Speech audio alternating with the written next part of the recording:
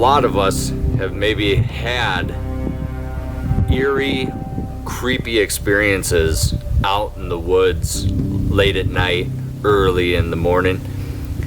I myself, whether it's luck or maybe I'm unlucky, I've had quite a few odd experiences that I just can't explain. At least one of them, maybe more, have taken place up in these mountains. Tonight we'll have our first story that I'll share with you. So let's make a cup of hot chocolate and get into a good campfire story.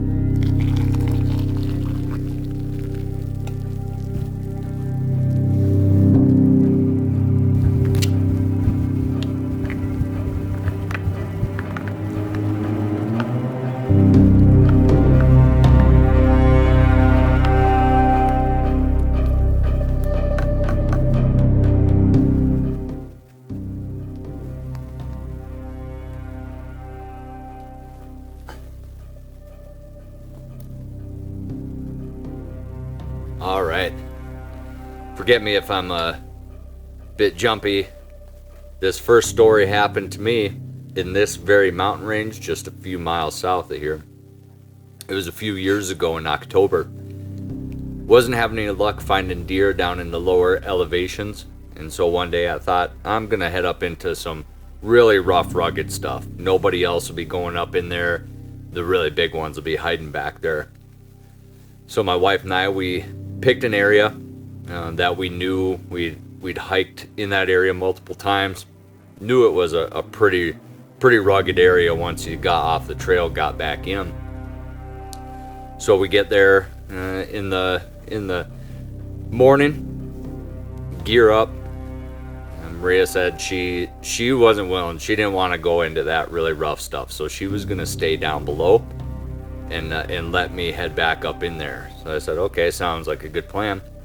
So I grabbed my rifle, everything, headed in, and made my way down the trail a bit, then started climbing up into this pretty rough stuff. And to give you an idea of how rough it was, there was points I had my rifle slung, had my pack on me, and there was points where I was using both my hands as well as my feet to climb my way up into here. So I climb a good ways up, and it's a really nice morning. It's kind of calm, pretty quiet, and I make my way up into this get up into this kind of meadow. Some nice quakies and aspen trees up in there, and looked like a really nice spot to catch a deer bedding down. So I got my rifle unslung, kind of got it ready, started sneaking my way up through this meadow, and I'm getting up towards the top of it, and there's a ridge to the left of me with a nice little bit of quakies, and making my way up towards the top, sneaking along real quiet. All of a sudden I hear something coming out of the brush. Sounds like an animal, or a deer or an elk or something, getting up like I spooked it. And it was off to my left, right up on the ridge, and so I knew when it came out it was going to run right up on top of this ridge. I knew I wouldn't take, so I didn't get my rifle up and ready because I knew I wouldn't take a shot, knowing that when it come out of the brush it was going to skyline itself right on top of this ridge. Obvious safety reasons, don't want to just shoot over the ridge. into no man's land. But I got my rifle kind of up just in case. And I'm prepared to see a deer or an elk, some kind of animal, come out of this brush. Lo and behold, a man comes running out, dressed head to toe in brown. So like brown overalls and a kind of brownish cap on.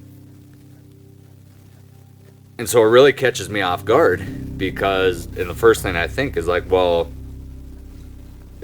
that's pretty dangerous to be wearing all brown during deer season. But then secondly, the way he come running out of there and didn't have a rifle, didn't have any kind of weapon on him, doesn't even look at me, just takes off charging along this ridge.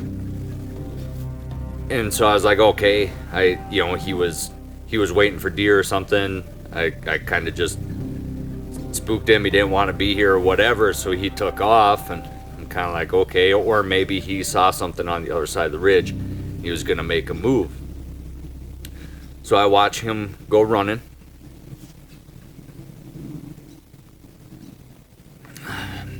Well, about this time, I hear something else coming out of the brush. So now at this point, I'm just kind of standing there, really not sure what to think, but I'm getting ready for whatever comes out of the brush next. Well, I wasn't ready for it, but a child comes running out of the brush. Small child, I don't know, 3.5, maybe 4 feet tall. I don't even know if they're 4 feet tall. They were a young child though. Had camo on, and then kind of a blaze orange cap, which made more sense. But again, no rifle, no anything. So at this point, I'm really bewildered, and I just not quite understand what I'm seeing. And again, this child doesn't look my way.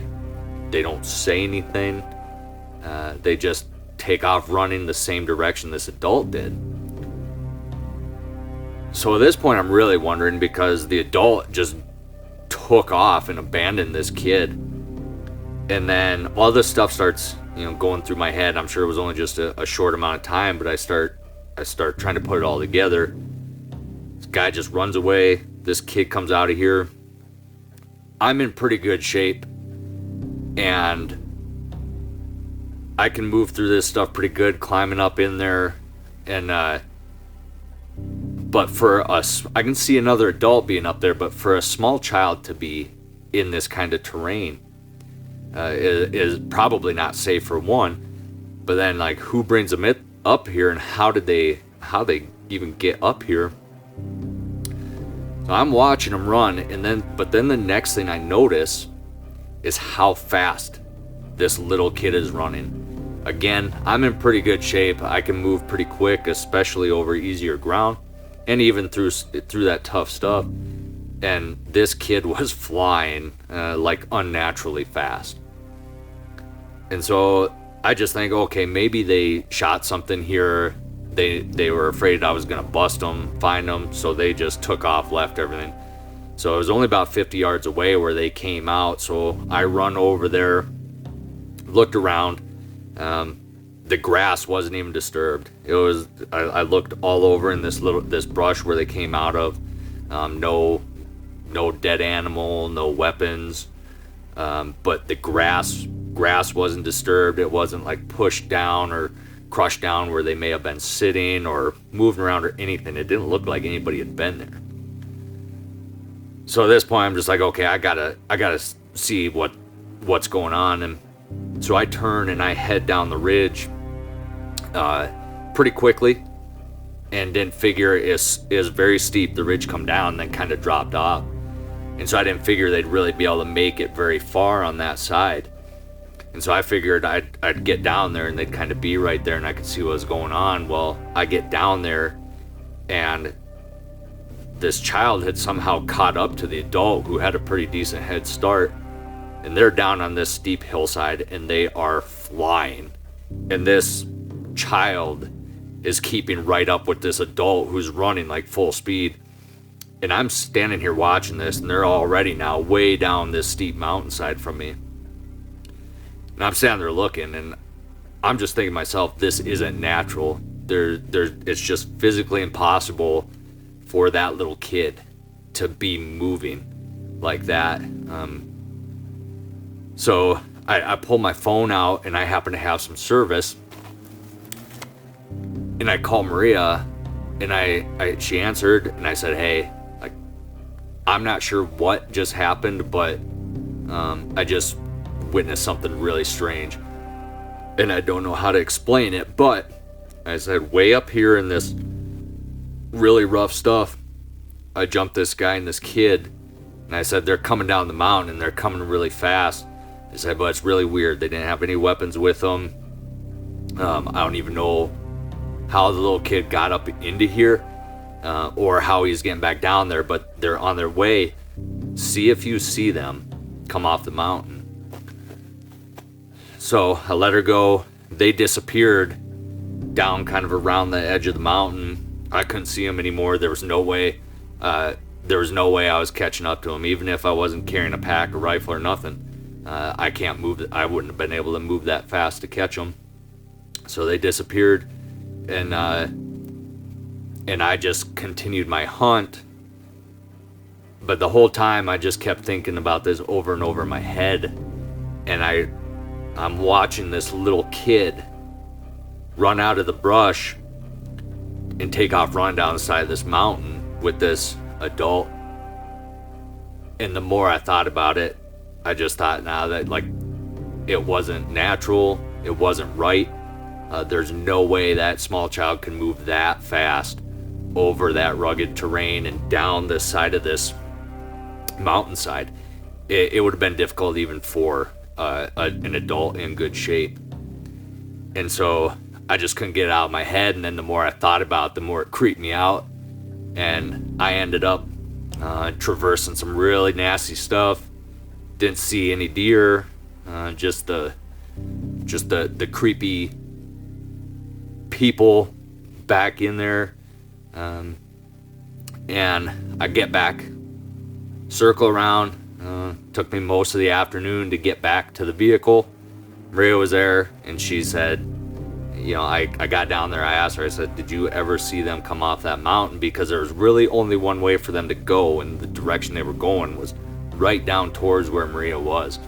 And she said she never saw them come off the mountain.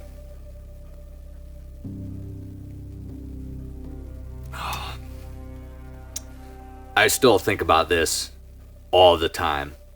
And it creeped me out to the point where I almost don't feel comfortable being up in these mountains, even with somebody else, but surely not on my own.